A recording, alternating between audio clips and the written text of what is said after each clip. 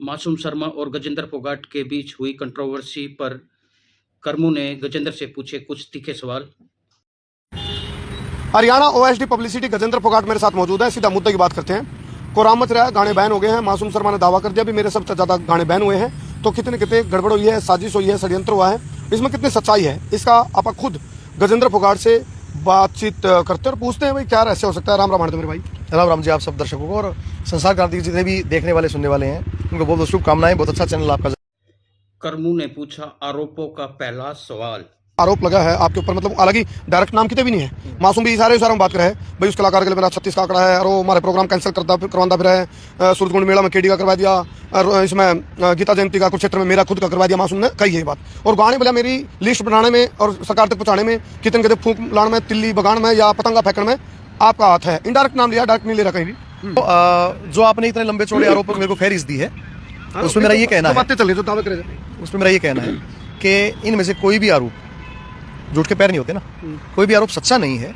जो भी आरोप लगाने वाली शख्सियत, व्यक्ति विशेष कोई भी है, आप उसे कहो इसका कोई भी सबूत ले आए, वो मंगा इनाम पाए। फोगाट ने सवाल का जवाब तो दे दिया है, लेकिन कर्मू ने काफी खोदने की कोशिश की और एक पत्रकार का धर्म भी है, उसे पब्लिक के सामने सच्चाई लाए और पब्लिक को दिखाए। कहावत है ना गजेंद्र भाई, बोला तुम होटल लकड़ा हो कितने कितने तो कोई कुछ तो बात होगी कि भाई आप कर्मू भाई धुम्मा भी उड़े होगा, राग भी उड़े होगी। यहाँ तो अपना संस्कृति की सेवा, समाज की सेवा, सरकार का कार्य ईमानदारी से और अपना बालक पाल रहे हाँ, नाचा हाँ, गावा हाँ, आप किसी भैया गिला खुशी मनावा हाँ। तो मैं इसमें यही कहना चाहता हूँ कि ये बिल्कुल निराधार बातें हैं। तो फिर और ये रहा दूसरा सवाल। गजेंद्र से देसी पत्रकार कर्मू ने दूसरा सवाल क्या किया आपके बीच में। किसने कटवाई? ये साइबर डिपार्टमेंट होता है, पुलिस डिपार्टमेंट। जनवरी के महीने में साइबर क्राइम ने ये जारी किया था। अरे बेटा देख कर हम सीधे खड़ मारो रहा ये तो बालक बेगड़न लाग रहे हैं, गन कल्चर गाना था, ये देखा ना क्यों कर जाते गोली चलान दे, गन कल्चर पड़ गया बीच में। ये क्या गया गोली गोली चला गोली देखा इसने क्यों नहीं कहा अगर मैं तेज चलाऊं गोली हो रहा हूं। देख लो गजेंद्र ने ये स्पष्ट कर दिया ये मेरा डिपार्टमेंट नहीं है, ये कोई और डिपार्टमेंट है, इसको मैं नहीं कर सकता। इससे आगे देसी पत्रकार कर्मू ने क्या कहा। समाज की जो जिम्मेदारी वो आपकी भी है, तो सरकार ठीक करने की भी है, वो आपकी भी है और वो हमारी भी है। हम भी समाज का हिस्सा हैं, आपके भी बच्चे सवाल पे छूट जाएगा। आप कलाकारों का प्रतिनिधित्व करते हो नहीं, वो एक अलग बात है, लेकिन आप आर्टिस्ट हो, आप एक कलाकार तो हो। अब मैं सरकार में बैठा, सरकार में बैठे हो गजेंद्र भाई, आप सरकार में बैठे हो, तो उस नाते मैं पूछ रहा हूँ क्या ये जो यदि गन कल्चर के गाने को लेकर मासूम ने तो एक लाइन में खत्म कर दिया भाई मैं सब तो आगे खड़ा पाऊंगा, गन कल्चर के गाने बैन यदि करती है सरकार, मैं समर्थन करता हूँ, स्वागत करता हूँ सरकार के फैसले का, लेकिन भेदभाव क्यों?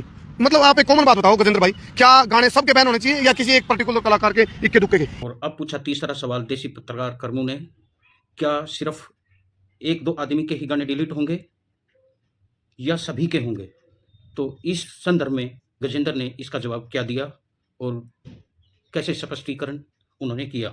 डिपार्टमेंट के जो उच्चाधिकारी हैं आप उनसे ये बात पूछो कि ये गाने कब तक डिलीट होंगे, सारे गाने होंगे, आधे गाने होंगे, पूरे गाने होंगे, क्योंकि इस बारे में अगर मुझे पता होता मैं तुरंत आपको बता देता। अगर मेरा भी कोई गलत गाना है तो वो भी डिलीट होना चाहिए। तो यानी कि मासूम शर्मा ने यह बात ठाई है कि भाई भेदभाव करे, तो यह बात सही है। उसने आरोप लगाए हैं और वो गलत है। जो झूठे आरोप मेरे पे लगे मैंने उनका जवाब दे दिया जी। अब आते हैं चौथे सवाल की तरफ और कितनी सफाई से चौथे सवाल का जवाब भी गजेंद्र फोगाट ने अपनी सफाई से दिया। क्राइम की जड़ क्या है? क्राइम की जड़ का मतलब मैं समझा, क्योंकि अब मैं एक पत्रकार हूं और आपके ऊपर लगे हैं आरोप, तो आपका जवाब देना पड़ता है, मेरा सवाल करना पड़ता है। ये व्यवहारिक सी बात है, इसमें बुरा मानने की बात नहीं। ऐसी कोई बात नहीं है जिसका जवाब ना हो, हर सवाल का जवाब होता है, हर शख्स बेहिसाब होता है। एक गाना सुना था आपने, हम तुम्हें कमरे में बंद हो। कर्मू भाई आपने पूछा क्राइम की जड़ क्या है, वो पुलिस डिपार्टमेंट में नहीं है, वो एक ओएसडी है, एक सरकार में। क्राइम की जड़ या तो पत्रकार बताओगे या बदमाश बताओगे या पुलिस वाले बताओगे, गजेंद्र फोगाट थोड़ी बताओगा इस बात को।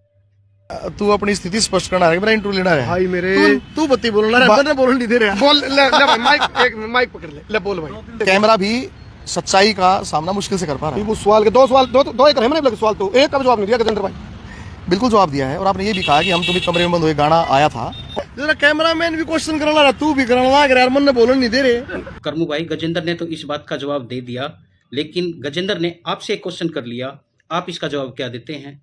एक ऑब्जेक्शनेबल गाने का ही जिक्र कर रहा है, ना के तना संतोषी माई गाने, तना पंडित लक्ष्मी चंद की रागनी, तना मांगे राम की रागनी, तना मेहर सिंह की रागनी, तना बाजे भगत किससे उनका जिक्र तो तू करता कौन है? और मैं विरोध करता हूँ, मैं गलत चीज का, कल्चर का विरोध करता हूँ, गंद कल्चर का विरोध करता हूँ, मैं विरोध करता हूँ। बिल्कुल, यानी कि आप इस मुहिम का स्वागत कर रहे हो। हाँ बिल्कुल, बहुत कोई रोल नहीं गाने कटवाने में। देख रहा है बात रहा एक बार। हाँ भाई गजेंद्र भाई, कैब लिख के देना पड़ेगा ना लिख। करमू भाई कमाल है तू भी। दे तो दिया यो जवाब। ये ठेके बंद होने चाहिए कि नहीं?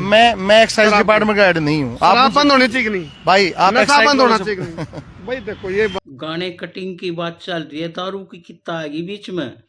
मातू वाली जलेबी की ढाल है, क्या आप जलेबी घुमा के खिलाफ हो? जवाब दे। क्या आप जलेबी के खिलाफ हो?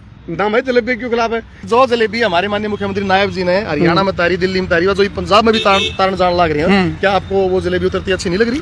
अच्छा एक मैंने थोड़ा आपके लिए एक सवाल लिखा था। क्या बात है, जैसे जैसे तो लेकर लिए पोती पत्थर भी काटी है भाई। करमू भाई ने एक क्वेश्चन और कर दिया, किस बेखूबी से इतनी जवाब देने लग रहे हैं, इसका भी जवाब क्यों कर देंगे फोगाट साहब? देखते हैं। ठीक नहीं, जो ये पॉलिसी बनाते हैं या डिसीजन लेते हैं, ये प्रश्न उनका है, मेरा नहीं। अच्छा अच्छा अच्छा, मेरे को ये जिम्मेदारी नहीं दी गई, इसलिए मैं इन क्वेश्चन का जवाब नहीं दे रहा हूँ। कलाकारों से बात नहीं करते आप?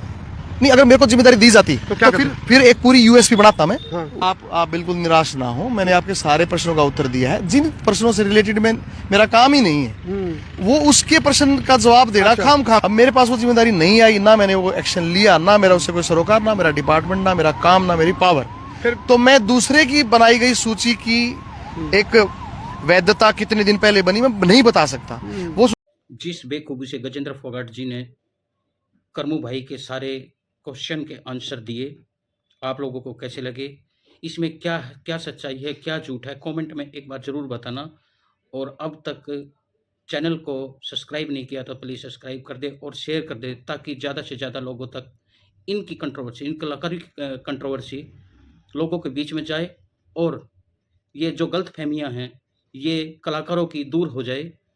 और हाथ जोड़ के विनती करता हूँ, सभी कलाकार एक हैं, सभी अपना अपना ध्यान रखें, एक दूसरे का ध्यान रखें, नफरत न फैलाएं। जय हिंद, जय भारत, हिंदुस्तान जिंदाबाद।